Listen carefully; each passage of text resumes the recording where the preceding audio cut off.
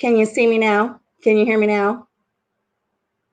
I entered Enter Studio. I added myself to the live stream, but I forgot that there was that little corner thing that said go live. So I've gone live. Oh man, I've been telling stories. I've been telling stories and nobody can hear me. I'm just sitting here talking to myself. I'm so sorry, guys. It's only my second time. It will take a while. I was even surprised that I had to go in and StreamYard had to send me a new code and I had to do all these crazy things. Oh, good morning, everybody. I am such a wreck. I even worked up a sweat over there. I'm just talking. I'm telling you guys all about my ADD and chemo brain and how after chemo and all my hair fell out, I had whiskers grow on my chin. You've missed so much. Alex, thank you for sticking around. You know what? I'm going to jump right into the shark story because you've been patient. You've been asking for the shark story. Oh, at least I got my bra on. I might not know how to work this techie stuff, but I got my bra on and brushed my teeth, put on a little makeup. And I got the fan going because it's hot in here already today. Hello, Denise. Denise is my neighbor. Okay, so I have been telling little stories and I wasn't even in here, but let's go on to the shark story because Alex over in Great Britain has been so patient. Hey, Monica.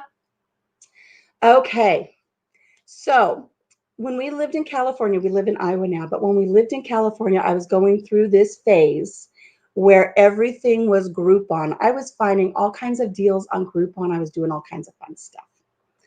So there was this Groupon for a kayak experience in La Jolla in a cove right below the house where Dr. Seuss lived. And it just sounded really, really neat. And it was buy one, get one free. I was going to save $50 on this tour. So I put it in my cart and I bought it. And I scheduled a kayaking tour for my husband and I on our anniversary. And it was our anniversary of when we first started dating. So this is in September. So we get up early in the morning and we hop in the car. I dressed in layers so that, if it ended up being too hot, I could, peel off a shirt or, just get comfortable as the day went on. So I'm dressed in lovely layers. I've got my little boat shoes on and we show up at the kayak place and we're a little early. But I turned in my coupon and I was so happy and I took little pictures and I was, look at me, I saved $50. And we got all of our safety equipment. And they said, we're going to wait for everybody else to show up, kind of like how I had to wait for everybody to show up for me to figure out what I'm doing here. And they said, why don't you walk on down to the beach, take a look, come back in about 20 minutes, we'll get the tour going. So hand in hand, hubby and I walk down the sidewalk of this little beachfront community and we make it down to the beach. And there are these guys, they're jogging on the beach, lifeguards, right? In their, like Baywatch shirt and their little shorts. And they're jogging and everything is calm and peaceful. It's a beautiful day. And as they jog by me, I said, hey, you might want to stick around because I'm going in the water later and I might need your services. And after I said that, long after I said that, it dawned on me, why do I tempt fate that way? Because I should have just kept my mouth shut. Oh my gosh. So we spend a little time on the beach and we go back up to where the kayak place is and our guides are all ready. We all have our equipment. We walk back down to the beach again and there are all these kayaks and they tell us, go ahead, pick out a kayak. There's one person kayaks and there's tandem kayaks for two people. And you can decide. You can decide if you want to just everybody, if you're a couple of two, if you're two people, you can each have your own kayak or you can do a double kayak. Well, being the romantic that I am, it's like, oh, honey, hold my hand and let's go pick a double because everything is sexy when it's doubles. And we had already learned years later that like a bicycle built for two is a bad thing because one person does all the pedaling and steering and I was just riding in the back with my feet kicked out and having a good time. Just let him do the whole thing. I didn't have the strength to pedal or to steer, so he ended up doing everything. So we picked this yellow kayak and we drag it on down to the water. Oh, I'm so thrilled. This is going to be so great. People get in the water, they go out past the first little wave and they hop in their kayak and they paddle out and they're kind of out where there's no activity and they're waiting for everybody to get in. So my husband holds the kayak for me and I jump in and I get situated. And just as he's crawling in to join me, a wave hits and slams us sideways and knocks us both out of the kayak. And it kind of startled us. The water was cold. We weren't really planning on getting wet that day. But we got up out of the water, we grabbed our kayak, got our paddles, and the guide said, go out past that first wave break and try it again. So we go out a little bit further, and we're about, I don't know, thigh deep in water now. And once again, I hoist myself up into the kayak, and just when he's getting ready to get in, we get slammed by another wave. And this time, not only does it knock us out of the kayak, but we've got these helmets on. And the wave actually like lifted the helmet on my head, so the chin strap was really tight, and it like drug me. The wave drug me through the sand. I don't know for how long, until I was finally able to right myself. And I've got one of those big, heavy, bulky life jackets on, so it's not graceful. And my husband says, that's it. By the time he comes up out of the water, he says, I'm done. And I said, no, we spent money on this. We can do it. Let's do it. Oh, look at all these other people. And so the guide says, go out a little bit farther, try it again. And my husband says, okay, I'll try it one more time. And we're like chest deep in water. And just when I'm getting ready to jump up into the boat again, into the kayak, somebody says, oh, cool, look at that shark. An instant panic went into my brain. And, as I wrote this in a story for a blog that I have. And, shark survival one-on-one, don't panic, don't thrash.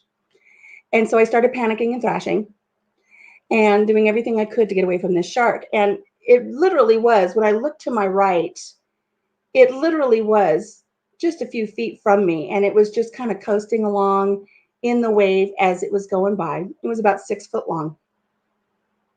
And I start freaking out. And I'm trying to get up into the kayak to save myself. Everybody else, they're on their own. And the guide is on the other side of my kayak. He's going, calm down. It's a nurse shark. It won't hurt you. And I'm thinking, a shark is a shark is a shark. Don't tell me it won't hurt me. I mean, there is a shark circling me. I need to get into the boat.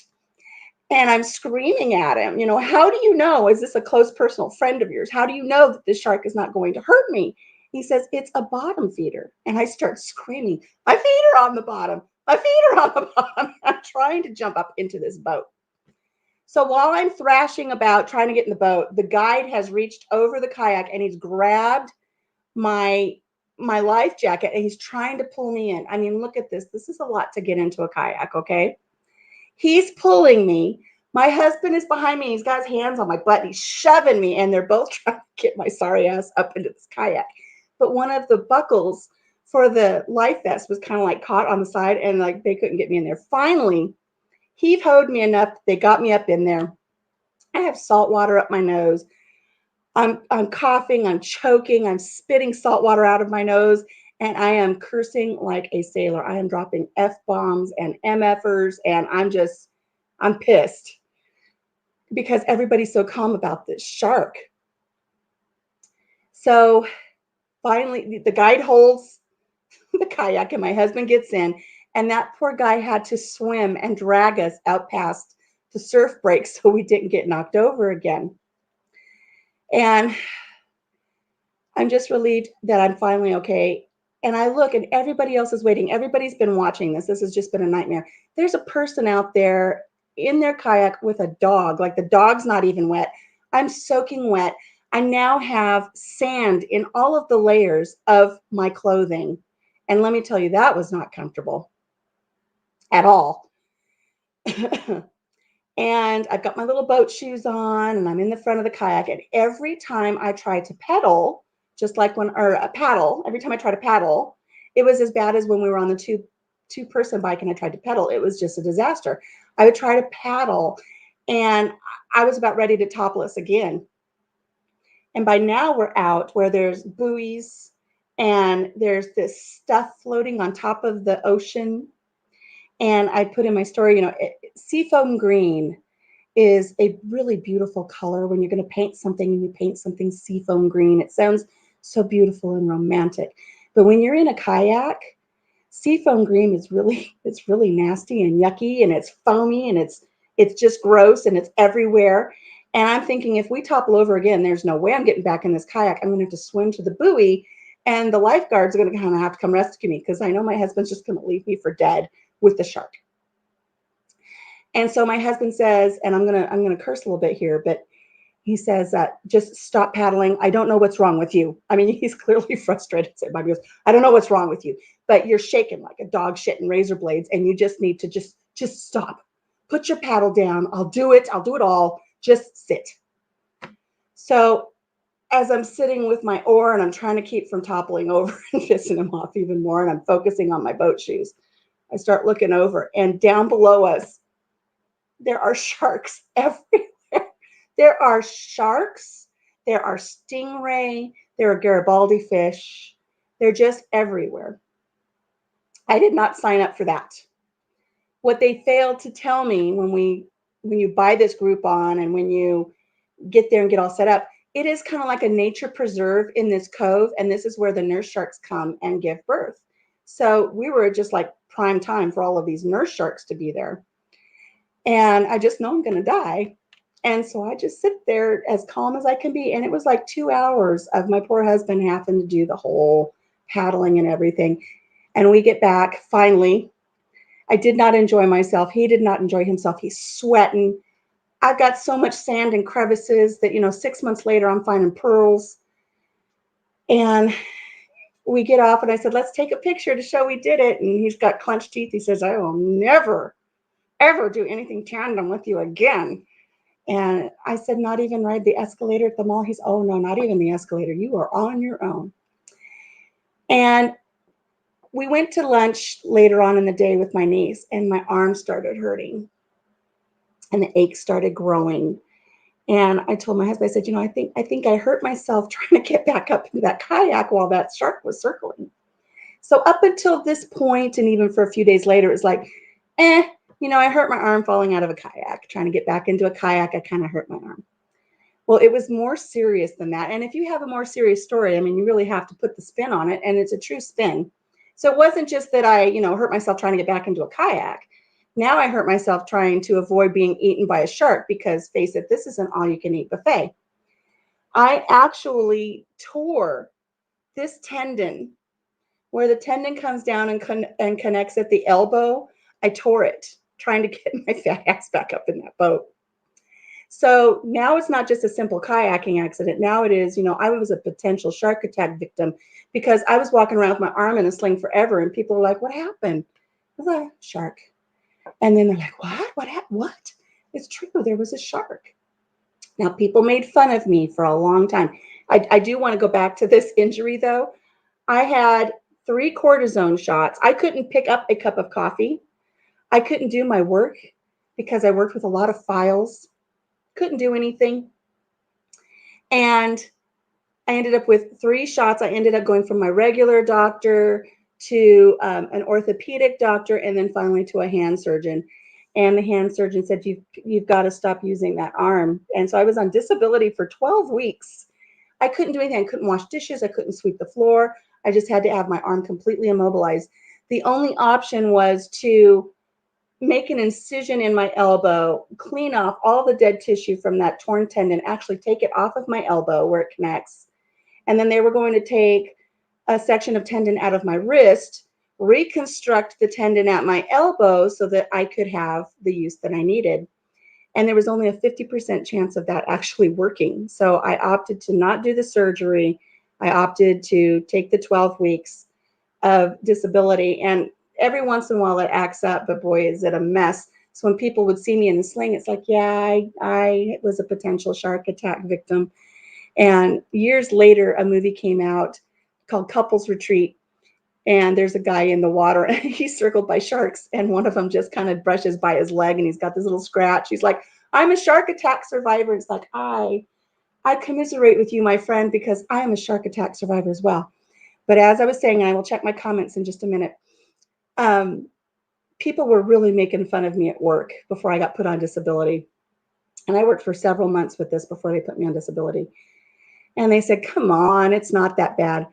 And I said, you don't know. When you're in the water and a shark goes by, okay, the lifeguard or the guide, he knows that there's nurse sharks in there. They didn't tell any of us that the nurse sharks were there. A shark is a shark is a shark. I had no way of knowing.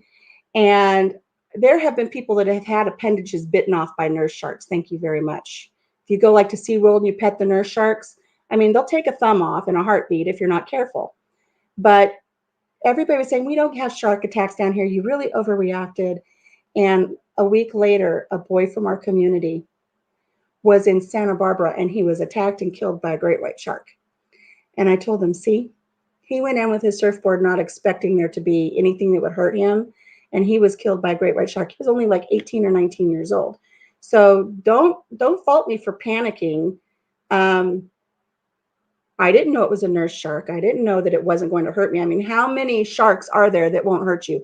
Maybe a whale shark, but still, I mean, they're huge. Just a thump with the tail and you might be down for the count. It might grab you by the leg and take you down deep. Who knows? I'm not going to swim with those things. They're as big as a bus.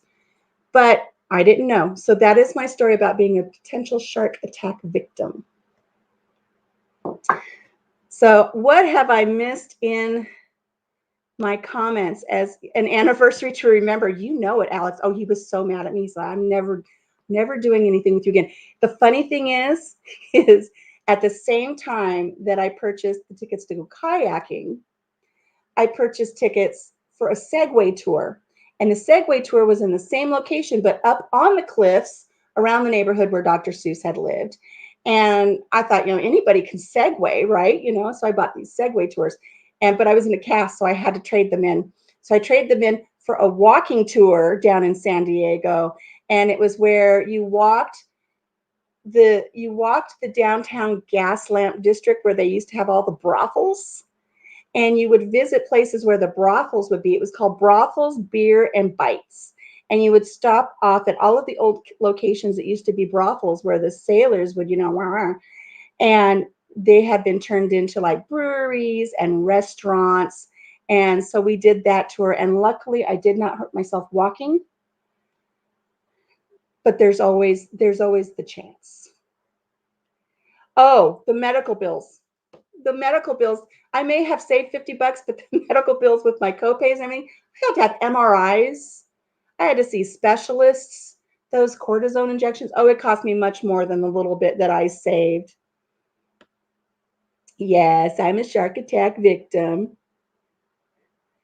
Okay, a Yiddish word for sorry, and it equals bless, nebach. I hope I'm saying that right. I put a little on it for Yiddish, nebach. I hope I'm saying that right. Hey, everybody, I see Daz might be in here. Daz is in here. Hey, Daz. Daz, you guys got sharks down there in Australia. I know you do. Yeah, pearls. When we went on that, when we went on the walking tour, and there were probably a dozen of us on that walking tour where we went to the brothels and stuff. And, we stopped at a little ice cream place where a brothel used to be. We stopped at a popcorn place. We stopped at a pizza place, and they would give us the history of everything. We stopped at a brewery, but we stopped at this place for Indian cuisine, and I'd never had Indian cuisine before. But we're all sitting around, and I'm telling them this story about our kayaking experience. And I said, man, I'm telling you, 6 months later, I was digging around, and I found a pearl in those folds of skin. And one lady literally just like, she shot her curry right across the table.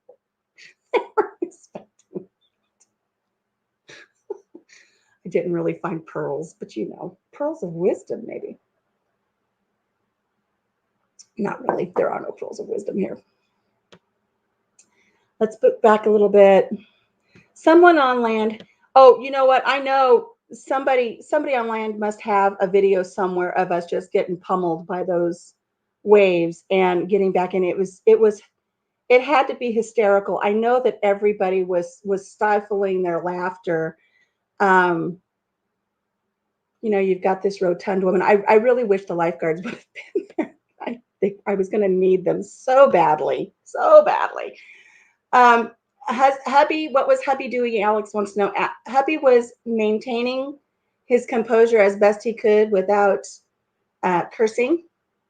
swearing he'll never do anything like that again. I'm really, I try not to push it too much now after the whole shark incident.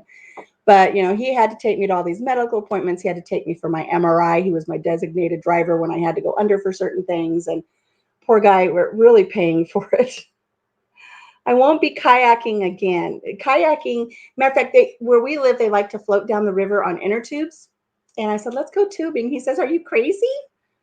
We're not getting an inner tube anywhere near you. We're not going in the water. Just because I have all of this lovely buoyant material does not mean I am staying afloat, even with an inner tube. I'm not going to do it. I hope you guys enjoyed that story. It's true. It's all true. I'm not embellishing anything except for the part where, you know, I changed it from being, oh, I, you know, hurt myself trying to get back into the kayak to, hey, I was a potential shark attack victim. Because if it's going to be that serious where I require surgery, and someday I may still have to have surgery, I have to really baby this arm. And when I feel this tendon acting up, I have to rest this arm and let that heal. What was happening was it wasn't a tear this way. It wasn't like the tendon or the muscle tore here. What it is you have a bunch of fibers that are together, and it was a tear like that. It had a split in the middle of it. So when I would go to sleep at night, that tissue would start to mend, it would start to heal. And then I would go to work in the morning and I would, you know, lift files, heavy files up out of the file cabinet, or I would do things and it would just re-tear it. So I was re-injuring it every single night. So the cure-all at that time, besides the surgery, was for me to just rest it. Like I said, no dishes, no sweeping, no mopping, nothing. So anytime I really agitate it and I start feeling it that it hurts, I just have to rest this arm. And I have a big knot here, and that's from the cortisone shots. The cortisone shots actually caused atrophy in that part of the tendon where it's just dead now. That's why they were going to have to scrape it up and clean it all off and everything. So, but enough of that nonsense. But I do have more stories. I have lots of fun stories. And what I was saying earlier before I hit the go live button and I wasn't doing anything, I was just talking to myself. I was telling you guys about how you will hear me talk about something and then I will go off on a tangent. And then I'll come back and I'll go off on another tangent. And part of that is because I have chemo brain from when I had ovarian cancer, and I had the chemo brain from the chemo. And it's true that you lose your thought, you lose your processes. Sometimes you can look at something, and I can look at this and say, I know this is a rock. I brought my pet rock with me today. But you can't think of the word rock. You cannot think of it. You can think of the word hot dog bun, but you know it's not a hot dog bun, but you cannot come up with the word rock. And sometimes I do that. That's why I like when I do my videos, I can edit them. Here I can't edit anything, and so I'll just my asthma is really kicking up. Anyways, but the other part is because when I worked for a school, I won't even go to the end of this story. I'll tell you this story. I'm going to paint it today, Kelly. Look, I've got my black paint out. I'm going to put the base coat on it today. See how I'm going off on tangents? I see a comment. I found this little rock out in my garden. I'm going to put the base coat on it with the black paint. And I got these cute little discs that I can paint and put little magnets on them and put them on the fridge. So for you guys who don't know what I'm talking about, I have this rock for my garden. I was sharing it with my last live that I want to learn how to paint mandalas. And so I'm going to paint this black and I'm going to paint a mandala on it. And so I've been watching videos and I've been practicing. And here is my first practice piece. Do you see that? Isn't that pretty? I did that. This is the first time I ever did a mandala painting. And I did that. So I'm going to be painting that on rocks. So I thought while I was talking today and sitting here having my coffee, if nobody showed up, you know, I'd sit here and I would just paint rocks because why not? Back to my story. Bloody hell, Alex says. Bloody hell. Oh, I love that. I worked for a school. I worked most of my adult life where I was actually employed was with a school district or one or another. And I've done everything from being a paraprofessional working with quadriplegics to being an office manager for a new charter school to being a health technician working in the health office with the school nurse done all kinds of things. Well, when I was working as a paraprofessional, and I worked primarily with quadriplegics with cerebral palsy, I was selected by the district. Only 2 people were going to be sent to this really big paraprofessional conference, and I was chosen to go. So I went to San Jose, California, and I was at this conference. They had all of these different workshops to go to. And one of them was, helping your students focus. And I thought that would be really great because I noticed that a lot of the students in the classes where I was taking my student round and round, they have trouble focusing. And my own son had ADHD. So I thought I could probably learn something from this. I'm going to go to this class. So they start out with telling everybody stand up. Yeah, I wish I could hear Alex's Great Britain accent saying bloody hell. Anyways, everybody stand up. There's about 300 people in this conference room. So we all stand up. And they said, okay, who loses their sunglasses on the top of their head or loses their car keys regularly? And I do that all the time. I'm always losing car keys. I'm always misplacing stuff. And so if you have this, if you lose your car keys or if you lose your sunglasses, stay standing. Everybody else sit down. If this doesn't affect you, sit down. So people start sitting down. How many of you read more than one book at a time? If so, stay standing up. So I stay standing up and people are sitting down. I'm like, yeah, I'm winning this one. I'm going to win this one. You watch. I'm going to get a gift bag. And they said, okay, how many of you have different projects going at one time? Like, okay, I'm painting the deck. I'm going to be doing my barn quilt, which we'll talk about in a minute. I'm painting my bicycle. I've got the garden going. I'm raising baby turkeys. And I just have all this stuff going. It's like, I'm creative. I always have more than one project going because that's how I roll. This is pretty awesome. So if this is how you are, stay standing up, and people start sitting down. And before long, after they start, all these questions, I can't stand reading the last chapter first. I can't do it, Alex. I just can't. Ruins the book for me. Anyways, there's just a handful, 3 to 5 of us still standing, and I'm like, all right, I'm gonna have to thumb wrestle these guys for the gift bag because I'm gonna win this. I am this good.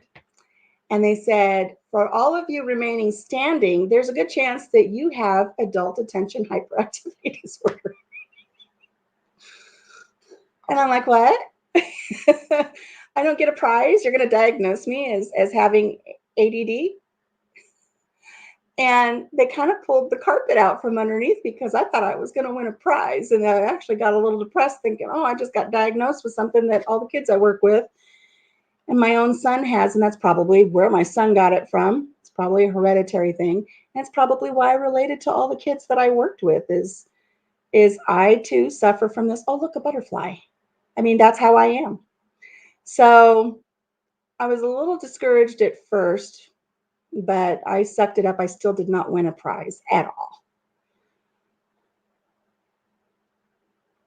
Yes, Kelly, you need to choose your quilt design. Let's talk about that for a second. If you go back in my videos, there is a contest that I'm running. Submissions can be put in through the end of June. I will be selecting a winner in July. And what it is I have, and you'll see it in the video if you go back and watch the video. I need the watches. Give me a thumbs up. Watch the video, learn how to enter, see what it's all about. It doesn't cost you anything to enter the contest, but designs will be submitted and I will choose from the designs. And not only will I paint the winning design on my 100-year-old corn crib, but I will also paint that design. I haven't selected what I'm going to paint it on yet, but I will paint the winning design and I will send it to the winner. So do a little research about barn quilts, learn about what barn quilts are, and then search it on the internet. You can go on Pinterest, find a lot of neat patterns. Find a pattern that speaks to you. Find a pattern that you think represents our farm after you watch a few of our videos, and submit that pattern and see if I select yours. There will be a lot of factors going into me selecting the winner. So, and I'm not going to say what those factors are because I don't want to, tip the scales of justice here. But I've got some really interesting ones that have come in. I have about 10 entries right now, looking forward to some more. And then throughout July, I will be doing updates and posting videos. I will be going out every morning and painting one portion of that barn quilt. And I have measured it out, and I believe it is going to be a 6 foot by 6 foot barn quilt on the side of that corn crib. So make sure you check out that video. I have it highlighted real big with the word contest in my videos. Watch the video. You'll learn how to submit your entries, and I look forward to seeing those. So many people in this chat you're going to subscribe to. Yes, Alex, support them. There are a lot of neat people that usually chime in, and it is a big family. And we've got Daz. Look at, I feel pretty important right now. I have Alex from Great Britain. I've got Daz from Australia. I mean, we are like stem to stern.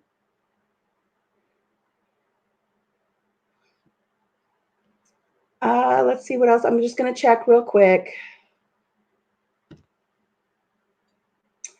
Alex says, my late father always said swearing was just adjectives. Y'all should YouTube and search the F word. It's hysterical. I will look that up. I will look that up.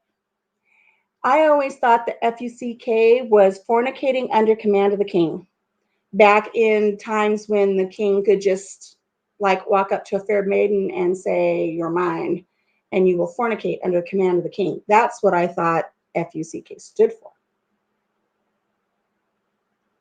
We shall see. I may be right. I may be wrong. Kelly says I have a better plan for my going live than she did. Let me tell you. You being live this morning, Kelly, gave me the little extra time. I've got my rock handy. I've got my artwork that I've completed handy. I've got my paint handy. I've got my readers handy. It has been so hot and humid. I've been having trouble breathing. I have my inhaler handy. Of course, I have my coffee. And who likes to swim in my coffee? Louie the Fly. And he's not in there yet. Why is Louie the Fly not swimming in my coffee? Because I brought my fly swatter. I have my lip gloss. When I'm done with my coffee, I have my water. I brought up some really cool material that I just picked up for my wax wraps. And if you haven't seen my video on wax wraps, go check that out. But look at this beautiful material that I picked up for my next set of wax wraps. I've got a yellow polka dot, this really cool teal blue. It almost looks like water. And then this really pretty, it's almost like a mandala design. Isn't that pretty? So I brought up my recent materials, and then I thought, well, people say, what's a wax wrap? So I brought my jar with my wax wrap to show everybody that these are bits of material that I infuse with jojoba oil, pine resin, and beeswax, and I use this instead of plastic wrap. And so I just got my jar, and if I had something in my jar and I didn't want to fight looking for a lid, didn't want to fuss with it, I can just grab this out of my drawer right next to the fridge, and just with the heat of my hands, it sticks. And anything that I keep in here now is protected from the air. Sounds like a little drum. And I reuse these. They're reusable like 9 to 12 months. And then you compost them in your yard, or you wrap them around a stick and you use them for fire starters when you go camping. So cool. So I have all of my stuff right here. The only thing I don't have is an extra coffee. Thank you. It is clever. I love them. You can't see. There's my iron.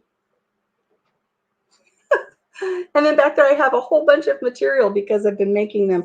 I've been selling them local.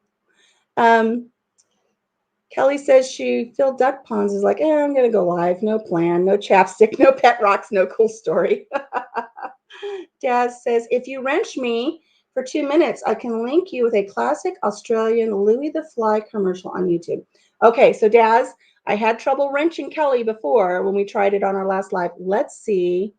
Can I wrench you today? It says when I click the 3 little buttons, it says put user in timeout or block user. So it won't let me just add you.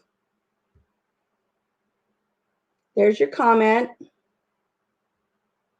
and it just wants to let me put you in timeout or block you. And I don't want to mess something up and accidentally do that to you. So let me get rid of that so it doesn't show your thing. I'm having trouble wrenching people. I wrenched Kelly. I don't know how I did it, but I wrenched Kelly. So that was Kelly's issue too. She was having trouble doing that. So I was sharing earlier, and I don't know if you guys heard about it or not, but I was saying that poor Kelly's had so many uh, tragic things happen on her farm yesterday with the loss of her duck and her rooster. And I was commiserating with her this week because we lost one of our baby turkeys. And if you saw one of my earlier videos where we were sexing our turkeys to determine if we had boys or girls, there was this tiny little white little turkey, tiny little thing. She was so much smaller than the rest of our turkeys, and I really think she was failing to thrive. So I had been keeping an eye on her. I was making sure she had plenty of water, plenty of food, and it was really getting hot in that boot room where we were keeping him. I thought, it's warm in there most of the day, and I unplugged the heat lamp for a little bit. And I checked on them at 3 in the morning, and they were all fine. But when I checked on them at 9 in the morning, that poor little white one was just near death at the bottom of the playpen. And I panicked and I grabbed her and I took her outside where it was really hot. And I kind of sat in one of my lawn chairs and I laid her across my chest and I spread her wings out so she could soak up some of that heat. And I massaged her. I really worked with her for about an hour. And when I first got her, I mean, she was cold and she really was just so near death. And I really thought she was coming around. She was starting to hold her head up a little bit. She was doing good. Jim was looking for an eyedropper so we could get some water into her. And just when he came out of the house to bring me an eyedropper, she took 3 big gasps and she just died in my arms. And I just don't know what happened. So I don't know if she just got too cold and couldn't recover. I don't know if the other turkeys who are much bigger than her, I don't know if she kind of got trampled or smothered. But we lost one of our little baby turkeys. So it was kind of a hard day that day. But much like Kelly had to do when she had lost her Mochi earlier, you just kind of have to pull yourself together and get back in the game. And that's kind of what living on the farm is like. I share a lot of good times with you. I just showed the birth of our little baby donkeys and the baby donkeys running around in the feedlot. And, those are all good times, but we have sad times here too. So we lost a little turkey and it was sad. And it's not the first loss we've had on this farm. And it won't be the last, sadly. And much like Kelly, when we first moved on this farm, I rescued and rehomed anything that needed a home, anything that was unwanted, anything that was unloved, anything that needed a place, we brought it here. And sometimes that means we get animals that are inbred and have birth defects. Sometimes it means having somebody bring you a Bureau of Land Management donkey from the Grand Canyon that had been abandoned, and they come and live here, and she was here till her final breath. And she didn't last as long as we wanted. And I called the vet, who was the one who brought her here. And I just cried and cried and cried. I said, I really felt like I failed her. And he said, do you know how old she was? That donkey was alive when Lyndon Johnson was president. So don't think you shorted yourself. That donkey was 40, 50 years old. She was old. They had floated her teeth. They had done her hoofs. And then they brought her to live here. And they knew that being here, she would be tended to daily. She would be loved. I was trying to brush all of the stickers out of her mane and tail because she'd just been left in a field somewhere and was just full of stickers. And even though she wasn't here long, at least she wasn't alone and she wasn't just abandoned, and she had a lot of love. But that death, that hit me hard. But that's part of bringing animals in and opening your home and your heart to them, is there are losses. And regardless of whether it's natural or whether it's a predator attack or something happens, it still hurts the heart, but I still do it. So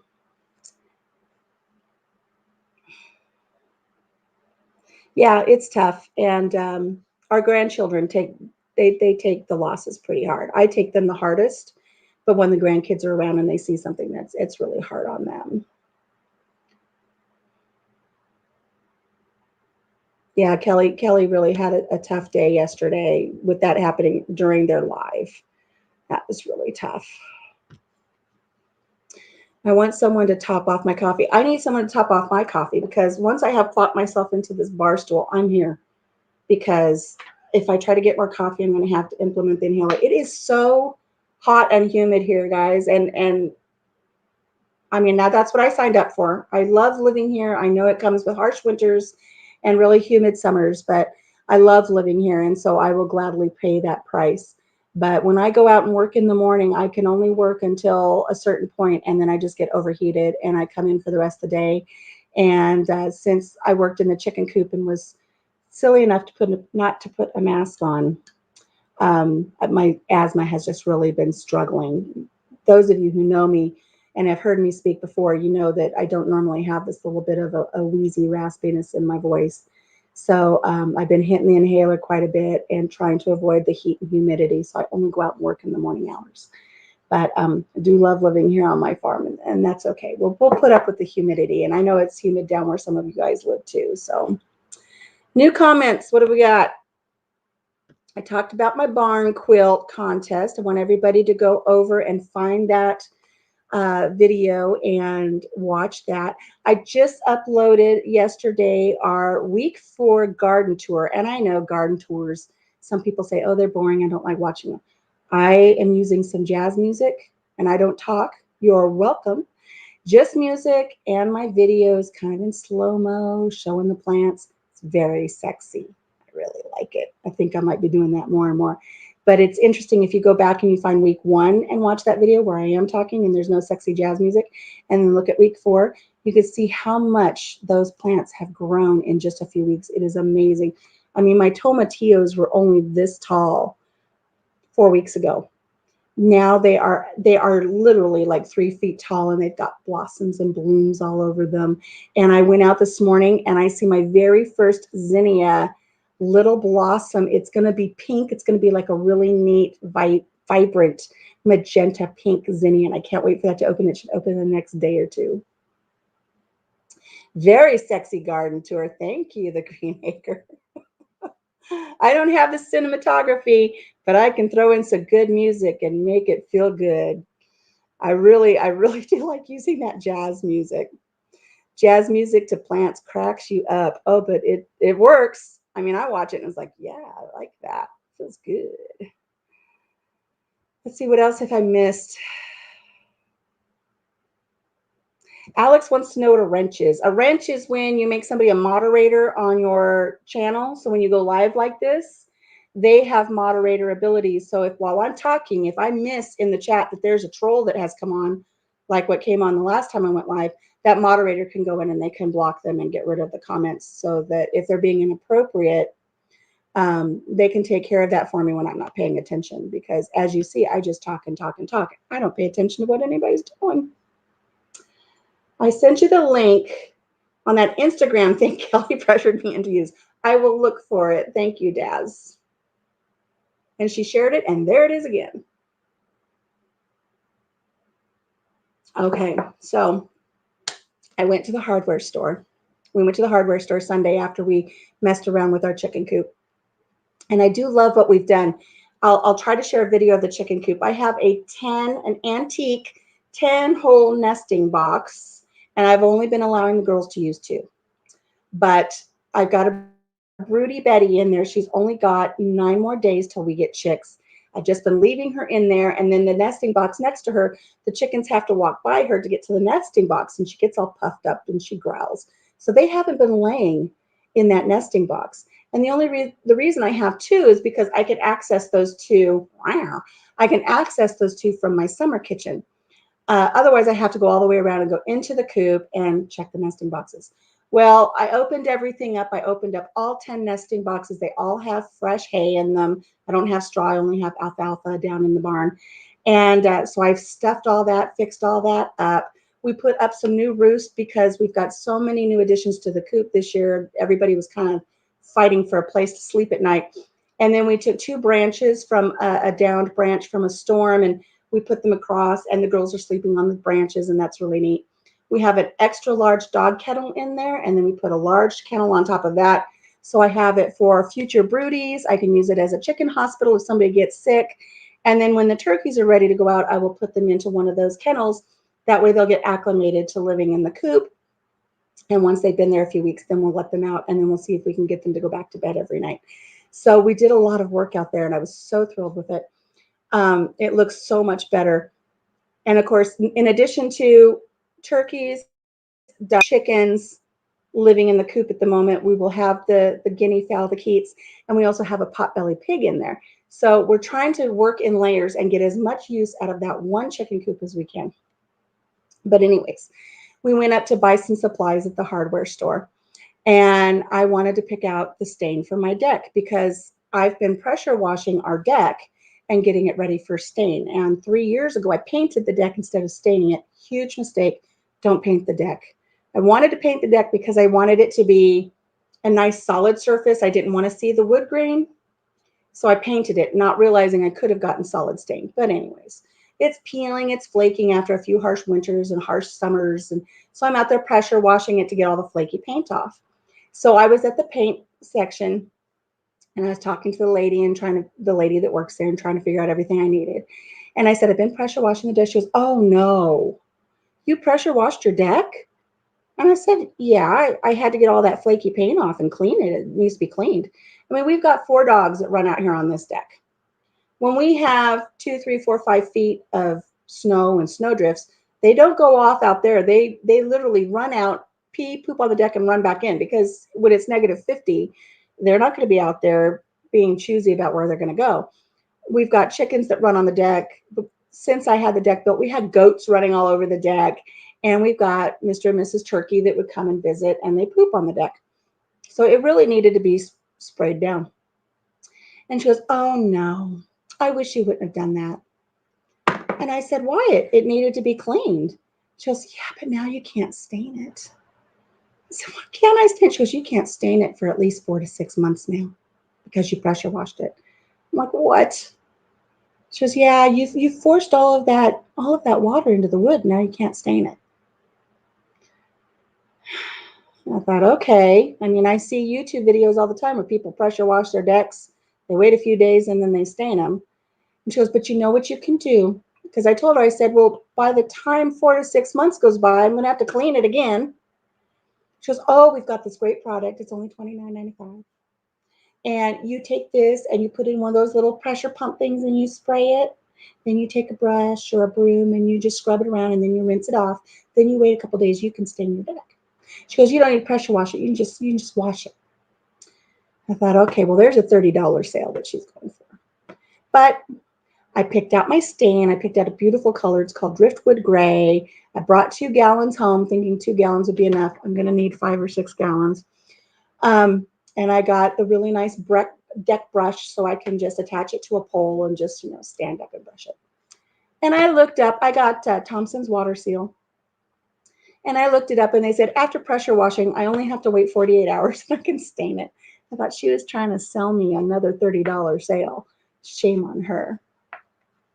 She did have a product for sale. She was going to try to get me. I wasn't. As hot as it's been, when we have a heat index over 100 and you know that sun's pounding down on that deck, I'm sure it's dry. So I have not finished pressure washing. The deck goes all along the entire south side of the house, so that's probably 20, 30 feet. And it runs along the entire east front of the house, which is probably 60 feet. It's a huge deck. Goes out, I don't know, 10 or 12 feet. So I've pressure washed over here, and it's been drying. I pressure wash in stages. Every morning I go out and just do a section. And so that's been drying for over a week. So I just started over there and I stained 5, 6, 7, 10, 18 boards. And then out front here, I'm going to continue to pressure wash. But I didn't do it today because it's muggy after the rain we got last night. We finally got rain. Right? In this heat, it's going to be dry. I'm not going to tell her where she could put her deck wash. But I'll be using my money elsewhere. I'll be using it on paint to paint my rocks, my pet rocks. And for those of you, I showed this rock in my last live and I was talking about how I was going to paint the mandala on it. And Kelly was making fun of me saying, oh, and Alicia showed up with her pet rock. And I said, now people are going to think I'm crazy, thinking I showed up with a pet rock. Now I'm going to have to name it because people think I'm crazy anyways. So I named my rock. I named my rock Hilda.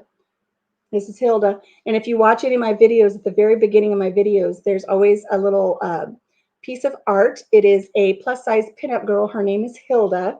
She was very popular for 36 years after World War II, clear up into the 80s. And so I just relate to her. So I put her at the beginning of every video, and I just kind of channel my inner Hilda. She's a farm girl. She's impulsive. She always gets herself into some kind of fix, and that's me. So I'm going to name my rock Hilda. I'm going to paint a pretty mandala on it. I will seal it all up, and I will put it out in my garden. So, and this one, this little one here, isn't that cute? It's just a little round little one. I'm going to make this one a ladybug, and it will have a mandala in the center. So it'll have a little ladybug face and then a mandala. So stay tuned for that one. Alex says, hi, Hilda.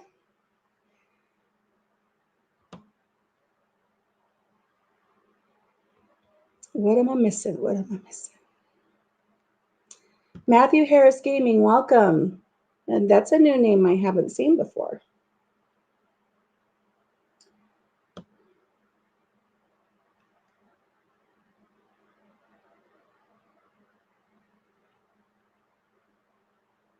Looking back, seeing what I've missed, it's hard to scroll. It's a classic that goes back to the 50s here. I don't know what I missed, Monica. Bye, Monica. I see that you had jump out. My summer kitchen. Kelly says her favorite feature here at the farm is my summer kitchen. And oh, I love that summer kitchen. I can't wait to get out there and start canning. It's going to be so great. That was a literal pigsty for those of you who haven't seen it.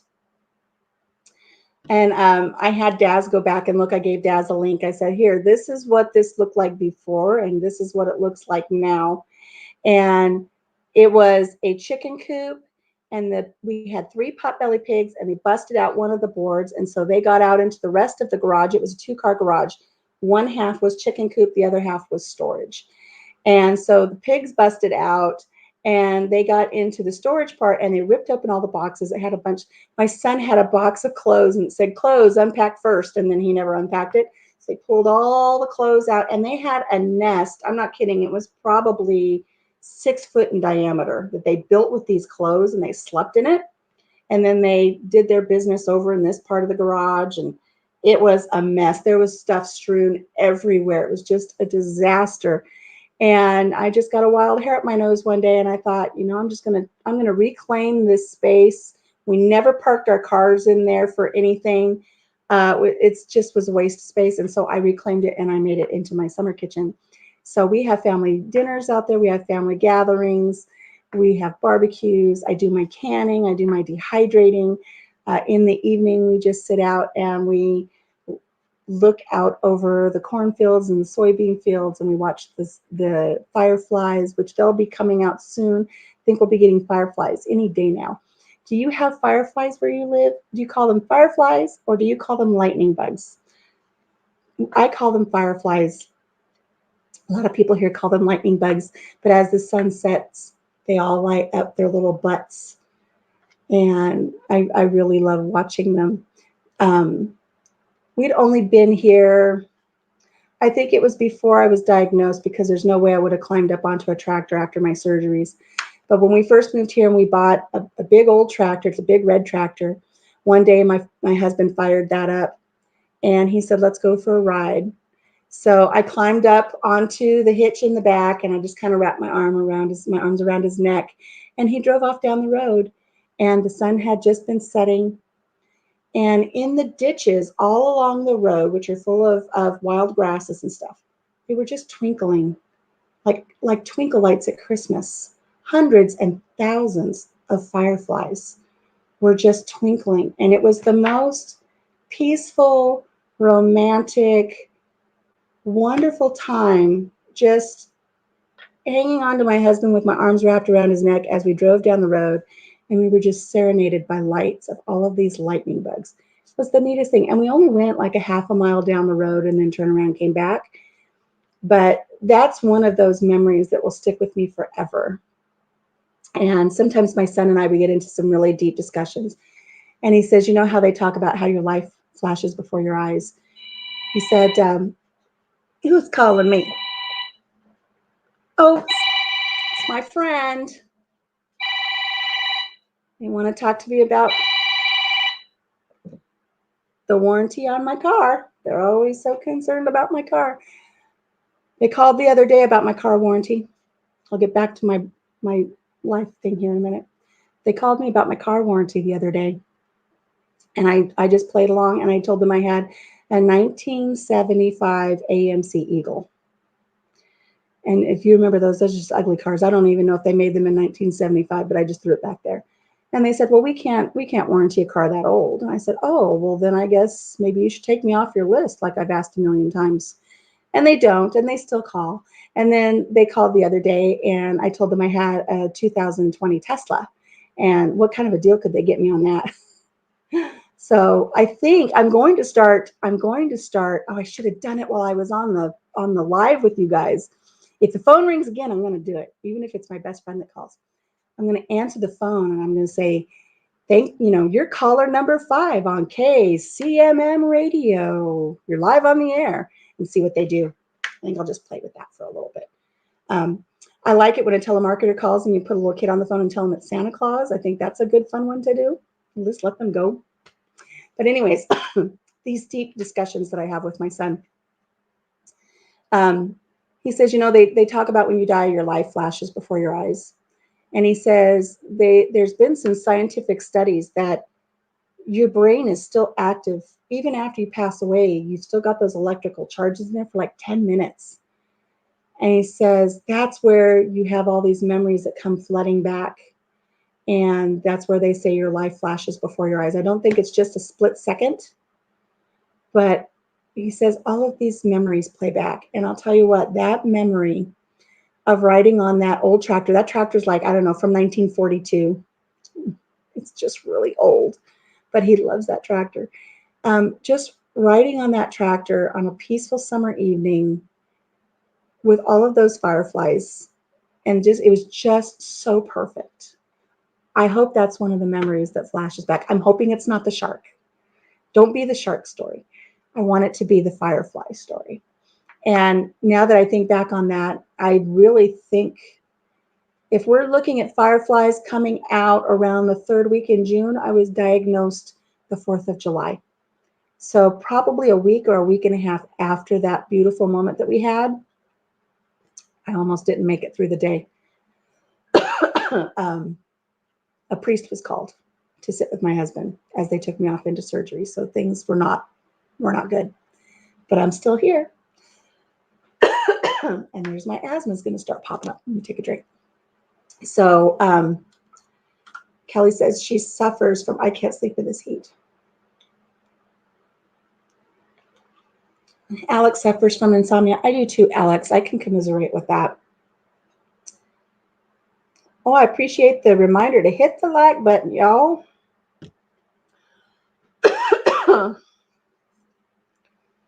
Dad says, I've never been to a live where someone has so many cool stories.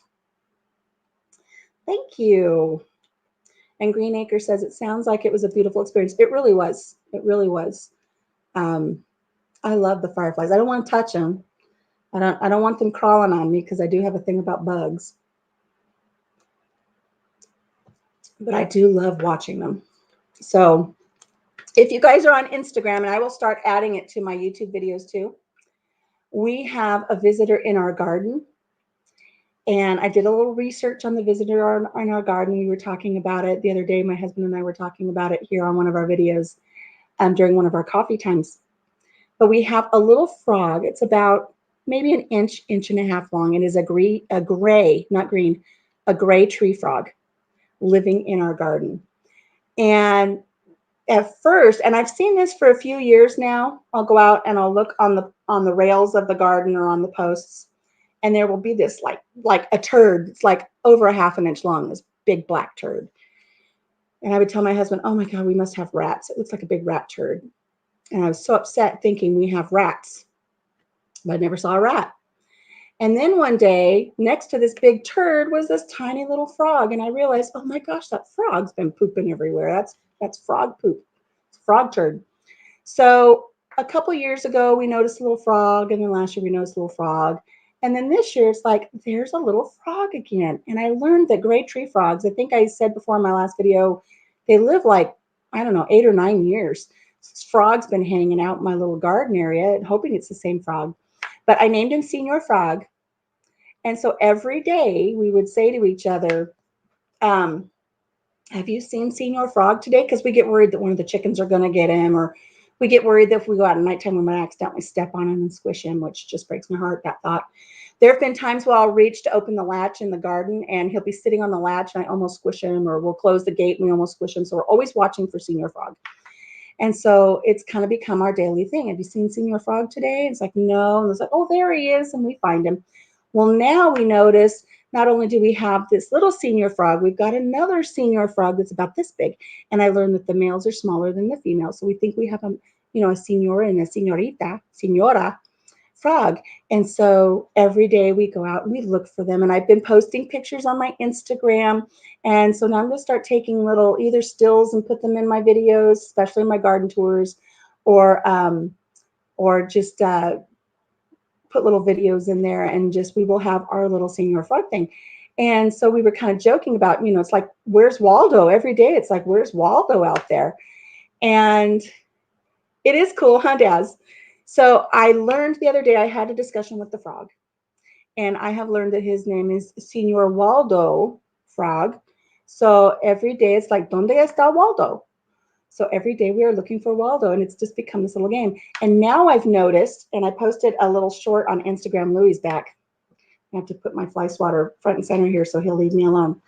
I walked into the garden and I just kind of looked to my right and I jumped a little bit because I have this hanging planter that I got for 50 cents at the thrift store. It was one of my thrift store Thursday finds, which I still need to do a video to get caught up on that. And right out of one of the little areas where the flowers grow, this little frog was just sitting there looking at me, and he had a smile on his face.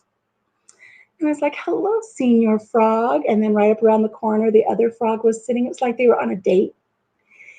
And it's so cute that they both hang out together. And I've planted petunias in that little flower garden, and they just seem to love the petunias because we went out last night and they were both just hanging out there. And it's cute because sometimes the frog looks mean, but sometimes he looks like he's got a smile. I think he's got a smile when he's, with his lady friend. And so we just look for them every day, and I'm going to start putting little featurettes of Donde Está Waldo and put those on my YouTube videos and incorporate it into my garden tours. Donde Está Waldo? You guys call it Where's Wally over there? We've got, when we say Where's Wally over here, it means where's the nearest Walmart. So Kelly says, that's how we are with our cross spiders. We name them Charlotte, and we love watching until they pass away. I'm fine as long as they stay where they're supposed to be. We get big gray barn spiders here, and I just let them do their thing. That's one thing I really like about living in Iowa. Hubby went on a trip down to Missouri. He really likes Missouri. It's a little more wooded. He kind of likes that area more. He was born and raised in Arkansas, so he really likes that geographical area down there. And I know Kelly loves Arkansas. But he just went down on a camping trip last year down to Missouri. He says, oh my gosh, there were spiders everywhere. There's snakes everywhere. And I don't do that. I don't do well with snakes. I don't do well with spiders and bugs and poisonous things. But that's one thing I really like about where we live here in Iowa. There are no poisonous spiders. So we do not have black widows. We do not have the brown recluse spiders, and we do not have poisonous snakes. So there are no rattlers where we live. There are some timber rattlers on the east side of the state, but that's several hours away from us. So I like that if I come across a snake in my yard, it's probably just going to be a little garter snake. If I come across a spider, it's just going to be a little barn spider or a daddy longlegs. So I like that I don't have to worry about anything poisonous, because I grew up in the land of diamondback rattlers and sidewinders and scorpions and black widows and the brown recluse spider. And I'm just so thankful that I don't have to worry about that anymore, especially that I spend so many hours by myself out here on the farm. Up in the north, it does have its benefits. Now, you have to counter being in the north having its benefits of not having anything venomous here with our polar vortexes that run through. There are many times that we are colder here than in Anchorage, Alaska. And when the day we moved into this farm, it was -50 wind chill. And but it did not hinder us. We still got moved in. A lot of our stuff ended up out in the workshop, and it still hasn't made it into the house 7 years later. Be like Christmas by the time I finally get those boxes open. But we have lots of times where it's very, very cold. And an interesting thing about living in the cold, my son works outside a lot in the cold. And when he was still living with us before he got married, um, he was really sick one day. And he says, Mom, I'm just so sick. I need you to take me to the hospital. And he was so sick that he just went and crawled out into the truck in shorts and cowboy boots. And it was negative 27. That was the real temperature, not the wind chill. Negative 27. And as we're driving, and I'm driving into the hospital, the truck is sluggish. The fuel has frozen. It was a diesel truck and it was frozen. And I didn't think we were going to make it. I thought we were going to be stuck on the side of the road in these terrible, terrible temperatures. But we got him to the hospital and he was dehydrated. He had been working all day and he works out in that cold and he stays bundled up. But when it's cold, you really don't feel like drinking water to stay hydrated. And when you exhale, you're exhaling all of that moisture. And he wasn't really a coffee drinker, but even if you drink coffee, it's a diuretic. So he wasn't surplusing his liquids and he ended up being very, very dehydrated. And the funny thing is, it's not really funny. It's a sad fact about the world that we live in right now. Is when he got there and he shows up in just cowboy boots, shorts, and some tattoos on his arms, they thought he was on drugs, and they thought he was there to. He was either really stoned and he was looking for more drugs, or that he was sick from being on drugs. And it took quite a bit for us to convince them that no, he's sick. He's not overdosed or he's not seeking drugs. He needs attention right away. And that took a little bit. I faced the same thing when I went up for when I was diagnosed with ovarian cancer. I was in extreme pain, and like I said, I was so sick. I wouldn't have lived through the next day without medical intervention. And I didn't get anything for the pain right away because they thought I was seeking drugs.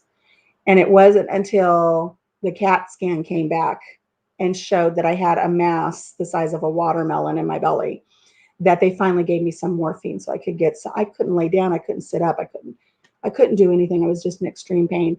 But it took that long. It took several hours before I could get anything for pain because they think you're there to seek drugs. And I think that's such a terrible status of the world we live in today, that they're so, I don't want to say jaded, because I do love our medical professionals. They saved my life. But it's sad that we live in a world where that's where their mind automatically goes, that somebody coming in is just looking for some narcotics. How can hospitals judge a book by its cover like that? Yeah, I think it's just because they deal with it so much. They deal with it so much with people coming in, trumping up how they're feeling just so they can get some drugs, so they can get a shot of morphine or Toradol or something to make them feel better. And so I think they see it so much that they just become jaded, and that becomes their norm. Alex says, I can't do that. I have issues. I'm more than happy to support all channels. That's therapy enough for me. Oh, I missed the beginning of it.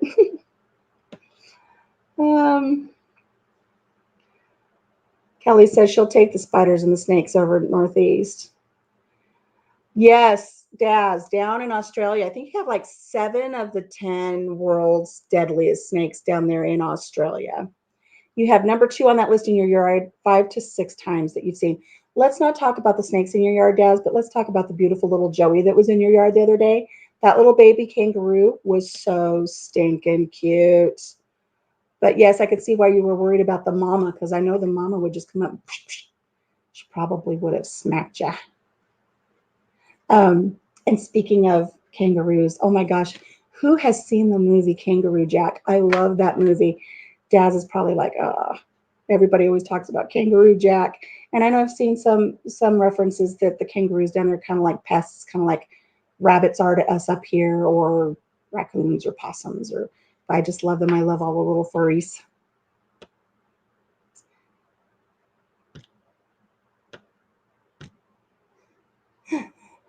Daz says, over here, it's like bloody hell. Where is that Wally bloke?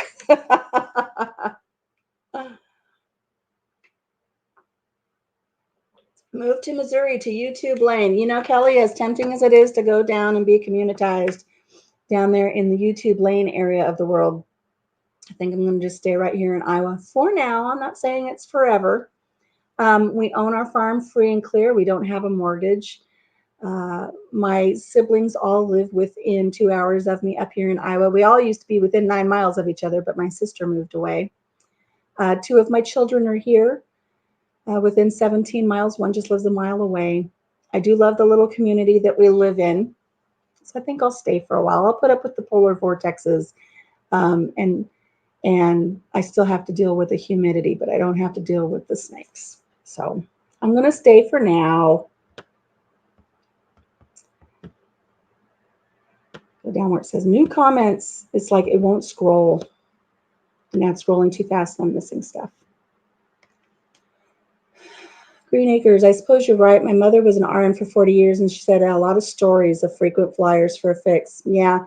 And unfortunately, I just think it's just grown exponentially where that's what they look for. Alex doesn't like people anymore. Welcome to the club. A lot of us are that way. We're very social. We are social butterflies, but when it comes to people, we're kind of like wallflowers. But I'm not that way. I know several of them are here. I've been that way more now since cancer and since having to stay home so much over the last year. I have developed, it's really strange. I don't know if my best friend will chime in on this live at all.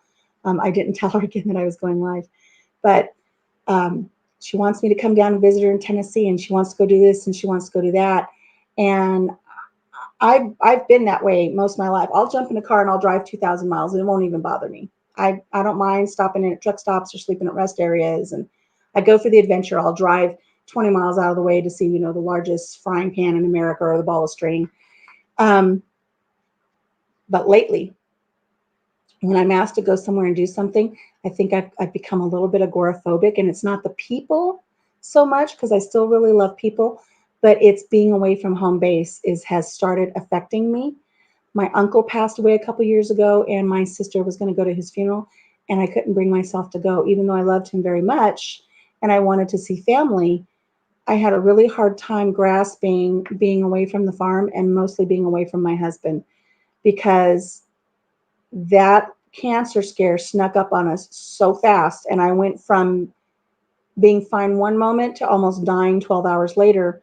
I'm afraid of being away from the house and being away from my husband and having something happen to me and him not being able to get to me or me to him. So when my sister went to that funeral, which was 2 states away, even though I really wanted to go, all of the things went through my mind. What if her car breaks down? What if we're in a car accident? What if the cancer comes back and I end up in the hospital and can't get to me? What if it's bad and I die before he can get to me? And I have all of these things hit me, and so I don't go. And so my friend has moved to Tennessee, and she's like, you need to come down. You need to come down. And I've got all these animals to take care of. I mean, that's my primary job here. My husband's gone all day at work, and I have to be the one that tends to the animals here at the farm. And she'll say, well, you can get your son to come over and take care of them. And I can, but I would still worry that, maybe somebody wouldn't get put away at night and I'd have raccoons wipe out my entire flock of chickens if the door doesn't get shut right. But mostly, I don't want to be away from my husband because I'm afraid something will happen. It's really strange how cancer has changed me that way. I don't know if any of you can relate to that. And I don't even know how I got off on that tangent. Kelly has anxiety and depression. I appreciate you trying to be uplifting, Alex. I really do. I'm a very, very happy, fun person. But every once in a while that creeps in, and I'm starting to accept it, talk about it a little bit. I haven't discussed it so much with my friend. I think she's starting to suspect, though. I haven't told her that I just don't want to be away. Daz's video on mental struggles is amazing. I'll have to look that one up, Kelly. Thank you. Yes, this is a great group of people, Alex. You are welcome here. Chime in at any time. If you've got a channel, I saw somewhere earlier somebody was trying to look for your channel. If you've got one, I'll be sure to check it out. And join us. Come on over. We're all kind of crazy in our own way, but we're a lot of fun and we're good people. That's the great thing, though, Alex. If you find that there's a video that causes a trigger, you can back out. I have 2 videos that I have put up for live births here on the farm, and I put a disclaimer at the front that it shows a live birth, so in case people can't handle that. I do have 1 video that I posted about a story that will make you cry, so that might be a trigger for you, but I promise you it is a very good life lesson about a punch bowl. And that was a really good story that I had on my blog. So yes, Alex, find us over on Instagram too. Uh, over at the Green Acre. And Green Acre, please tell me your first name again. I know we've discussed it back and forth in emails back and forth. I can't remember it. That's that chemo thing hitting again. Bland's Promise. I know that's Monica and Eric, I think. Is that Monica? Were we hit with the derecho? Assuming that that's what took the barn down. The barn was taken down during a different storm. It was not the derecho.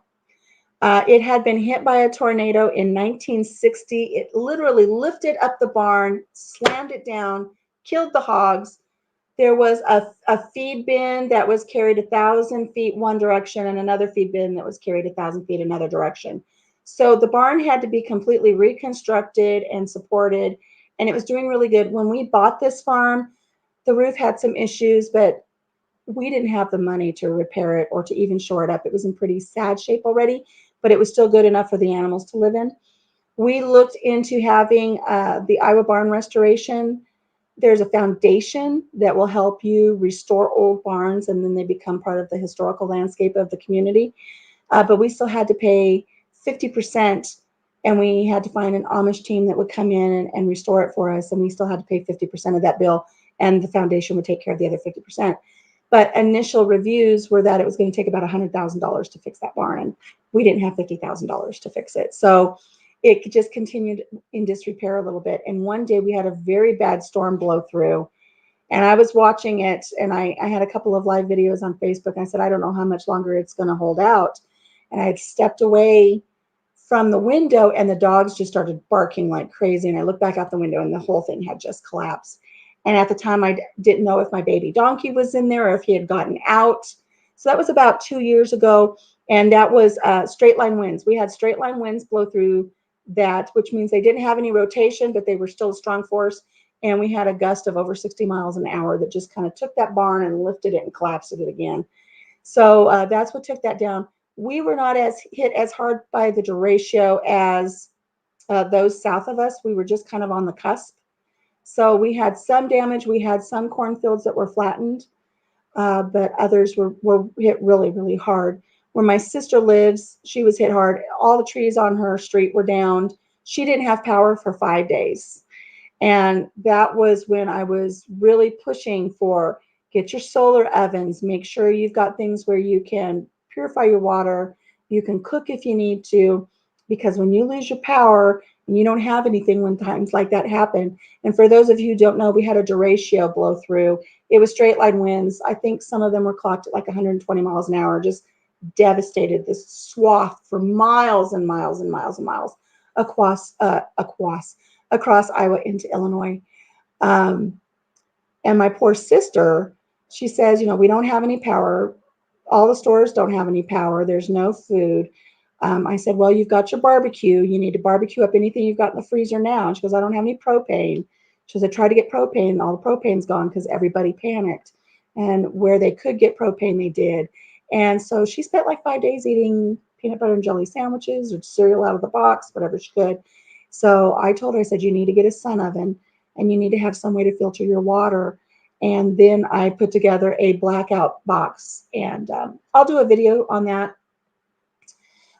for YouTube. I did one for Facebook. I'm going to see if I can retrieve that so I don't have to reinvent it. But I have a really nice blackout box, and I keep it right by the front door. So if we lose power, I've got everything I need in it, from emergency radios to lanterns, extra batteries, personal fans, and the rags that you get wet and put around your neck to cool you down in case it happens to us here in the summertime. I've just got all kinds of stuff in there, and it's my go-to. I don't have to look for anything. Emergency whistles. I've got light sticks in case it's dark and we're trapped somewhere. Just all kinds of stuff. I also have an emergency bag next to the bed with some of those things. So if a tornado warning comes through, and we've had a tornado hit this farm directly, if we get another tornado, we can just grab that, run down into the basement. It has, an extra set of shoes, because you're not gonna have time to put your shoes on.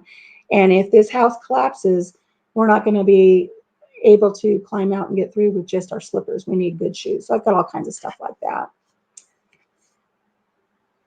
A lot of your coworkers in Iowa had massive damage in the Cedar Rapids area from that storm last year. The photos and videos were heart-wrenching.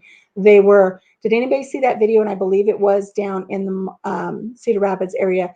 The guy who is a painter, and he went back to his shop to get some frog tape, and that storm blew in, and he hunkered down, and it ended up getting really bad. His whole building was just lifting and shaking, and he shut himself in the bathroom, and he opened the door to check. And just when he opened the door to check to see what was going on, the whole building just blew away, and he was stuck in that bathroom. And the bathroom stayed. He was safe in the bathroom, but the whole rest of the building just blew away in that derecho. And I think he called his mom and said goodbye. I'm not sure what he says in his video, but it was pretty bad. And then when he was able to get sunlight in there again, there was a little frog sitting there with him. A frog ended up in there. I don't know where the frog came from. They had a little frog in there, just kind of like I think it was just sitting on the toilet seat or the lid, just sitting there. He's like, "Hey, frog, how you doing?" Took everything. He had a Corvette sitting in the shop, and it was fine, but everything else was just gone. So the derecho was crazy.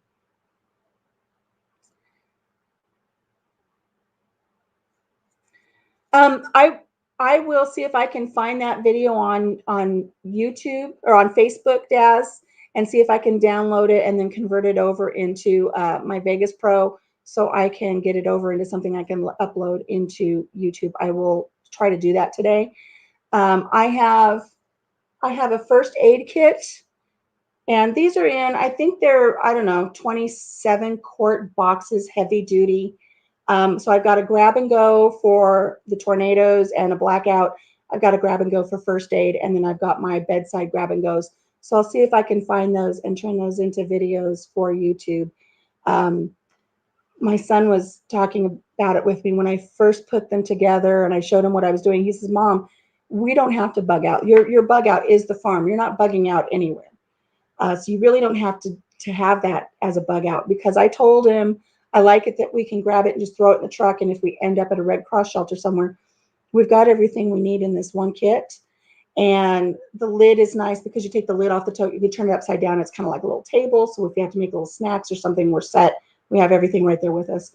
And he says, you're not going to go to a Red Cross shelter. Your farm is our bug out for the whole family.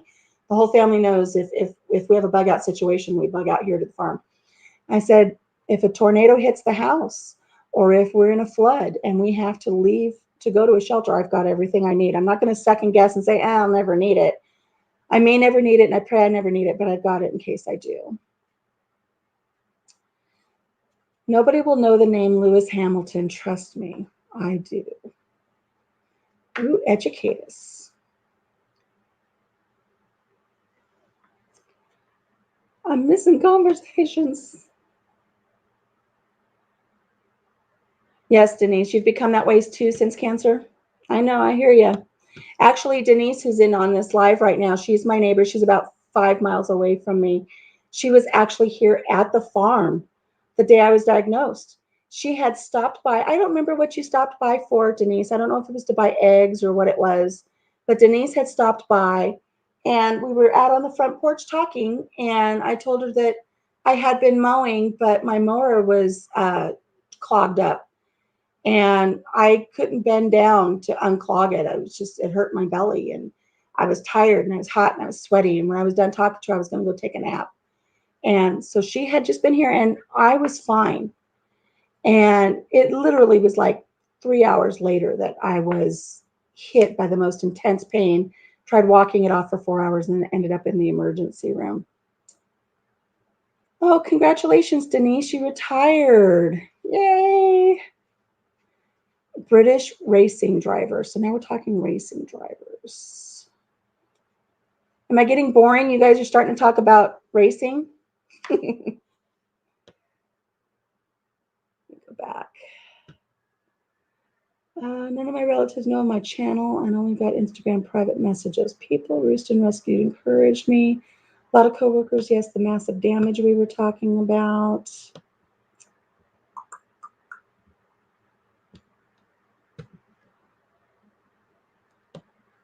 All right, so I don't see anything at a quick glance for me to talk about. So let's talk, I don't know, weathers, gardens. How's everybody doing with their garden? I know Kelly had the heat hit and hers kind of her beans kind of petered out on her there for a while. I hope that they've kicked back up a little bit. I know she's in the process of moving, so her garden's probably kind of taking a back seat right now because she's so excited about moving to her new property.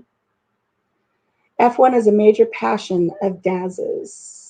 And Alex got him fired up. That's good. You guys have something familiar. Alex says that they've got a friend. Um, F1, I'm not familiar with Formula One. See, I know it's called Formula One. Sometimes when we lived in California, there would be the Grand Prix down there in Long Beach. Um, we were more into NASCAR. My husband's more into the funny cars. Um, I love to go to the little county fairs and see the figure 8 racing. I like to see that. But we've been to a couple of NASCAR races. Really hasn't been into racing much since Dale Earnhardt passed away. And he was really into boat racing for a while with IHBA. And he was actually on the safety team. And he not so much the safety team that would go out when there was a crash, but he was the one who checked fuel to make sure fuel was in regulations and do their safety checks before they would go out to race. And so he did that for quite a while, and he really enjoyed the IHBA boat racing. And those are the ones that, they hit and they get right up on top of the water and they go, 120 miles an hour. So he was in that for a couple of years. He really enjoyed that. You don't stop. You don't worry about that. You and Alex, you have a little side conversation. It doesn't bother me at all. As long as I'm not boring you. If I'm boring you guys, then you just say so. I'll try to find something else to talk about. It's funny because I'll think, I'm going to talk about this, and I'm going to talk about that, and all kinds of stuff. And then you kind of get to where there's a lull. I mean, we've been on here for an hour and 26 minutes, so there might be a little bit of lull. I like 3 things: coffee, tattoos, and Daz. No racing, no sports, Kelly says. NASCAR you've watched. Cool. Now, Formula One, correct me if I'm wrong, Daz. Is that the one that when they win, they drink milk? When they win? Thank you, Alex. Or is that just a specific race where they drink milk at the end if they win? Which one is it? Is it all Formula One races they drink milk, or is it just a specific one? That I would like to know. Hello, recyclable homestead. Ooh, you recyclable. Look, I just showed my fabric. See, I almost forgot what it was called. My fabric earlier that I'm going to be making some wax wraps out of these with beeswax, and this is how I recycle fabric. They're really cool. You should check that out. Alex says milk. I know there's a race, and I don't know if it's Formula One, but it's one of the big Grand Prix, I think. When they win, they drink milk at the end in the winner's circle. No clue about milk. It's not F1. Now I'm going to have to look that up. Somebody look it up and find out where they drink milk at the end of the race. I want to say it's a big car race. It's not here in the States. It's over in Europe somewhere. No, they don't drink milk as they're racing. I know they need water. But you know how sometimes at the end of the race, they have champagne, they shake it, they squirt it everywhere, and they drink it, or a Gatorade or something like that. There's this one race, and it is either Formula One or it's the real fast cars. It's a Grand Prix. And when they're done and they're in the winner's circle and they have, the flowers around their neck and the trophy girls and stuff, they drink milk. And I can't remember which one it is. I'll ask my husband when he gets home. Ooh, Danny R drinks out of his shoe if he's at the podium. Ooh. I don't think it's the Indy 500. I'm not sure. While we're talking, I'm going to start painting my little rock. Let's do this. I'm going to start painting my little rock. And this is the one that's going to be a ladybug mandala. So obviously, it's going to have black.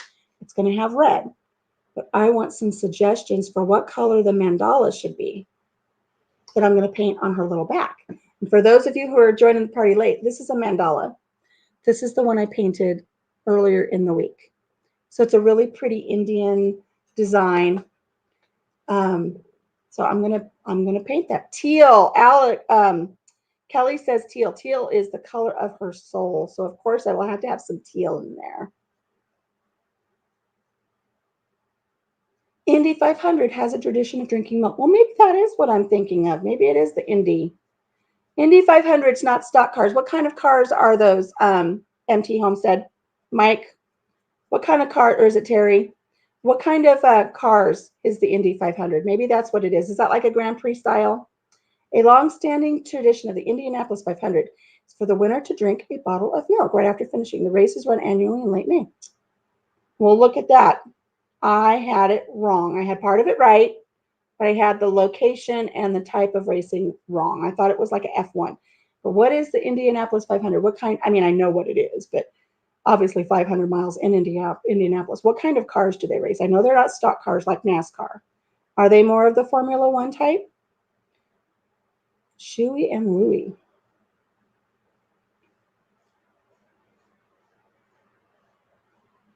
If Alicia drinks coffee from a Shuey, her Louie can float in it.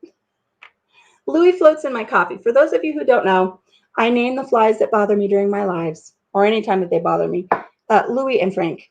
And so my first live, I was really bothered a lot by Louie. He was flying around, but he's not doing the backstroke of my coffee yet. So look, I painted part of this black. I think, not during this live, obviously, but I think I will set my camera up to record as I paint it with the mandala, and I will post that later. I kid you not. While I've been researching how to paint these mandalas, there's a lady on YouTube. She has like 1 million views of people just watching her paint a rock. They are IndyCar, like Formula One. Indy cars have an Aussie driver who's won championships. F1. Okay. My husband's going to come home. He's going to say, "What you do today?" I said, "Oh, I talked F1 with, some really neat people from here in the States, Australia, and Great Britain. That's how my day went. How did your day go?" He's going to say, "It was hot and miserable and sticky and sweaty, and I worked on cars, and I need an iced tea." And I'll say, "I'll do you one better. I'll mix you up a tropical delight." Okay, so I want to tell you, for those of you who are dealing with the heat right now, if you imbibe, I know Kelly does not, but if you imbibe, the best summer drink ever is to get a little bit of Sunkist, pop, soda, whatever you want to call it, in your geographical region. Fill a cup with ice, and you put in about a shot or an ounce of the Blue Chair coconut rum. Coconut rum with the orange pop on ice. So refreshing on a hot day, let me tell you. So, so good. The other thing I like to do is sometimes if I don't have the orange, I will get the Fanta pineapple. So it's pineapple and coconut. It's like drinking a unblended pina colada. I love that. Those are good too. So I want to know who in here has ever had a gin and tonic. Do you like gin and tonic? When we first had this thing that kind of hit us last year all around the world here, I stocked up on tonic water with quinine in it at my son's behest. He says, "Mom, you got to get it." I thought, what am I going to do with it? He says, "You keep it on hand. It helps you from getting sick." I said, "Okay." But I don't know how to drink it. I don't think I could drink it on its own. I don't do good with drinks like that. I have to have the sweet drinks. But I hear a gin and tonic with a twist of lemon or something like that is good. So if you've ever had a gin and tonic, I would like to know, how do you do that? How do you put that together? I'm looking forward to having lots and lots of sun tea with some mint out of my garden once the mint comes in. I love that. I love orange spice tea. Who's had orange spice tea for their summer iced teas? So good. I make iced tea and I get the orange spice tea bags, and I do 1 orange spice with 2 regular tea bags, and then you put a little sweetener in there, stevia or whatever you like to use to sweeten. So refreshing, so good. And I love iced tea with mint. Alex, believe it or not, I have never had a spirit, just beer. Just a beer, lass, not that it goes well with meds. I understand that. And when I was done with chemo, I didn't imbibe for a long time. I did not have spirits for a long, long, long time. Not that I'm a big drinker anyways, but I would indulge socially once or twice a year. But I do love on a hot summer day having that coconut rum.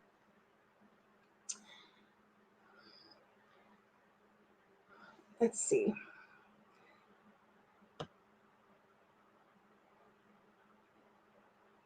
It is good. MT Homestead is good. Frozen bottle of water in front of the fan on Luna to keep her cool. Oh, your Luna is overheated out there, huh? Is it hot? I may have missed it earlier. How hot is it over there in Great Britain right now? Serve him a drink out of his shoe and say that you learned that on here. Do you think, Daz, when hubby gets home, I should prepare him a drink in my cowboy boot and say, here you go, honey. This is how it's done.